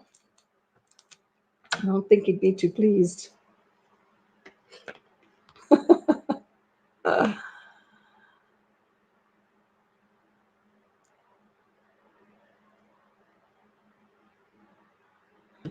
okay, so somebody else looked up the Indy 500 Bland's Promised Land. They drink milk in the winter circle started in 1936 by Lewis or Louis Mailer or Meyer. I don't have my readers on. He said that his mom indicated that milk would refresh him. Interesting. See, look, you learn something new every day. Never pass up the opportunity to learn. Um, Alex says today it rained. We had a mini heat wave, 28 for us, but I stayed in and ensured Luna was cool. You are a good fur baby mama. Good deal. Take care of them fur babies. Keep them cool. Jim will think I'm off my rocks. Speaking of rocks, look. See, I will be painting my pretty design on the front of that. Once this dries, I'll turn it over. I'll paint the other side so it'll be black all the way around. See, look, yeah, we're learning new things here. Never pass up an opportunity to learn. My back hurts. When we worked at the school, when I worked at the school, um, every time a student would say, and this is in regular education, I don't want people to think that I'm making fun when I worked in special education. This is when I was in a regular classroom setting. Anytime would say to the teacher, Mr. Parker, I have to go to the bathroom. As they'd walk out, we'd always say, learn something new. Never pass up an opportunity to learn. And then they'd come back and say, did you learn anything new? Mr. Parker, stop.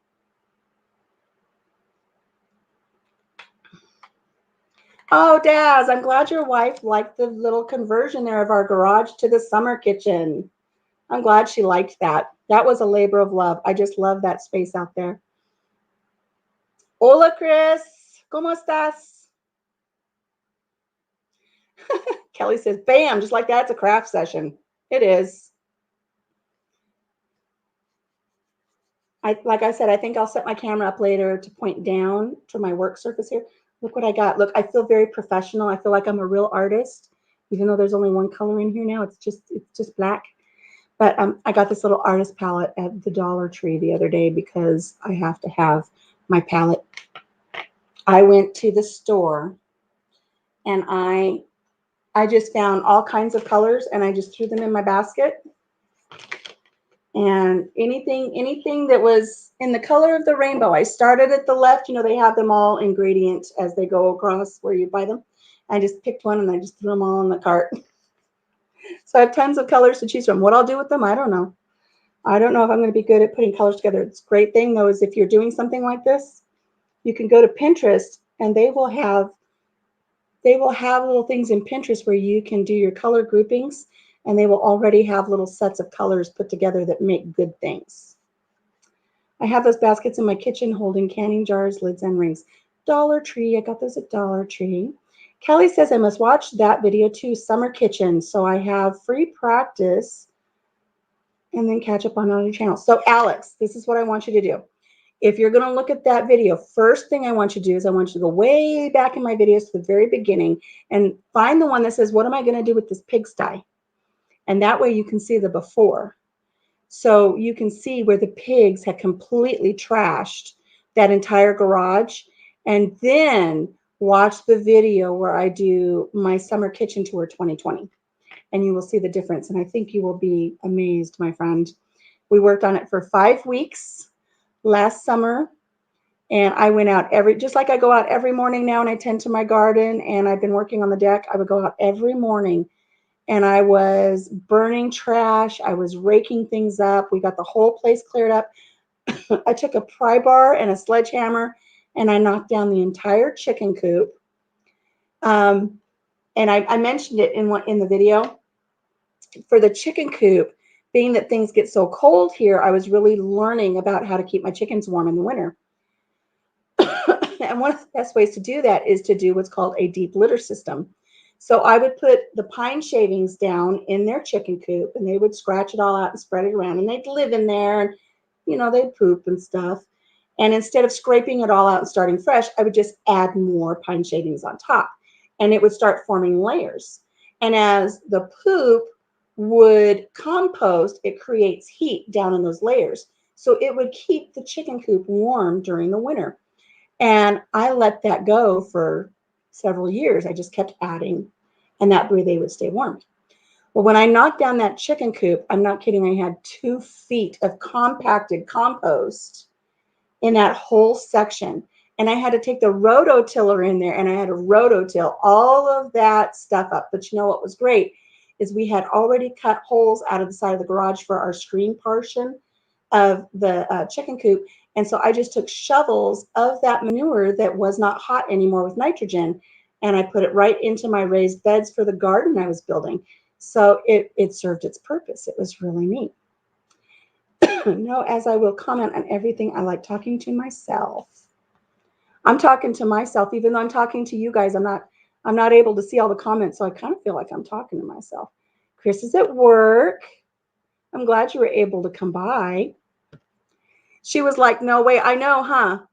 When your wife saw the before and the after, she was like, no way. I know Kelly was that way. When I first showed it to Kelly, Kelly was like, no. You did not do that. I did. I did. Kelly says I must watch that video too, Summer Kitchen.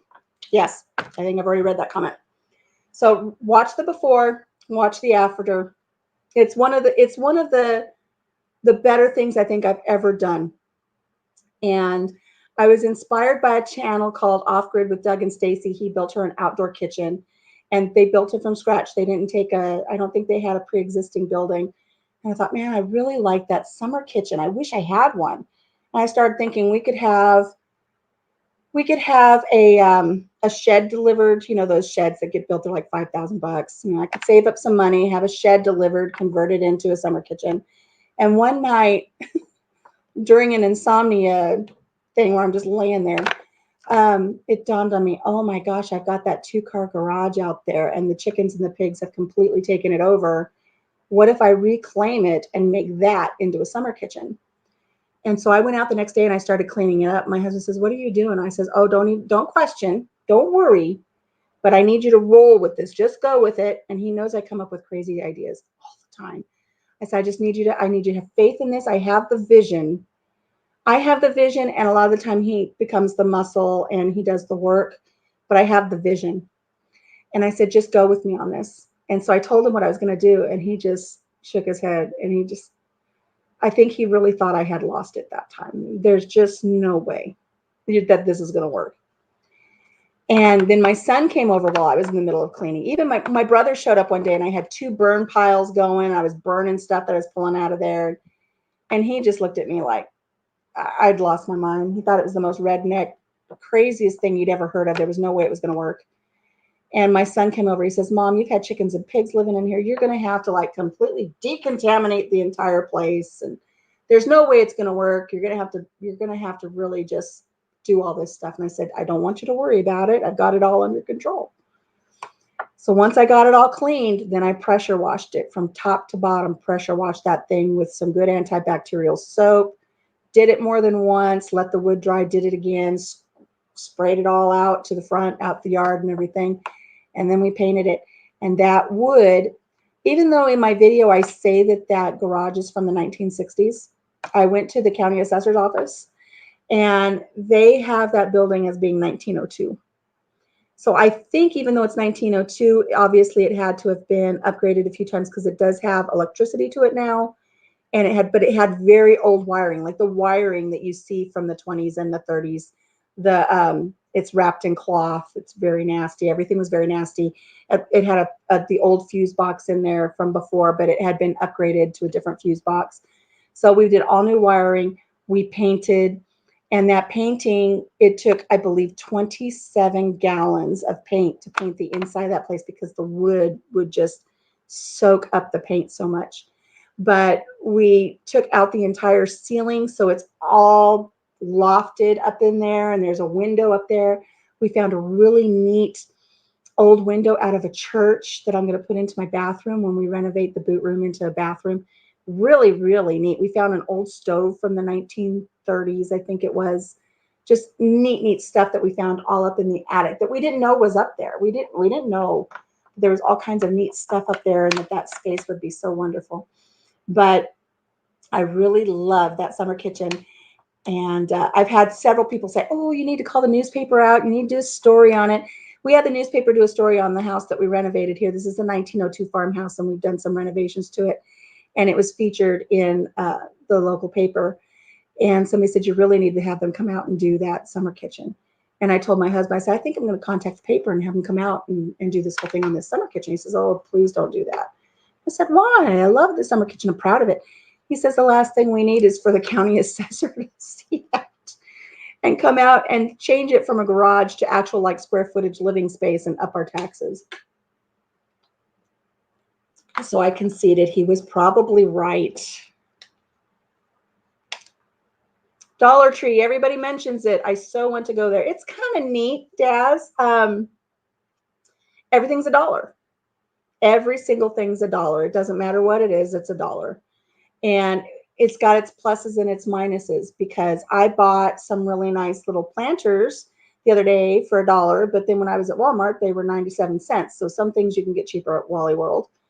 But it's neat. There's all kinds of crafting supplies. They always have all kinds of things for different holidays. They have food, glassware plates. They have all kinds of stuff. My latest thing that I've been getting there, the frozen food is a hit or miss. You know, we've got a few things there where my husband says, you know, I'll never eat that again. That was a really gross little snack food you picked up for me. But they have a bag, and it's a pretty good sized bag of onions and peppers. So there's green, red, and yellow peppers and onions. It's like a fajita mix blend of peppers. And every time I go in there, I buy 4, 5, 6 bags, and I toss them in the freezer. Even though I'm growing peppers this year, we like to have a lot of meals that have peppers in them. And you can't beat that deal, because by the time you buy just a few green peppers and yellow peppers and red peppers at the store, excuse me, you're going to be spending a lot more than $1. And I like that it's already prepared and I can just throw it in the fridge. So that's the one, that's my big go-to there. When someone says you can't, that makes you make it happen. It is so true. Doug and Stacy, I like Lumna Acres. I'll have to look up Lumna Acres. Bye, MT Homestead. I guess you're leaving. Got to get it. Oh, and Alex is going to have to take Luna out. Yes. Thank you so much for stopping, Alex. I really appreciate it. I'm glad you found me. I hope you subscribe to the channel and hit the notification button, so when I post something, you'll get notified so you can see what it is. I just love having you here today. I've loved chatting with you. Have a lovely walk with Luna, and have a good day and stay cool, okay? Don't get overheated out there in the sun. I'm so glad you stopped by. And I guess Mike from MT Homestead left. They've got some funny ones. Again, I don't know if it was Mike or Terry that was here.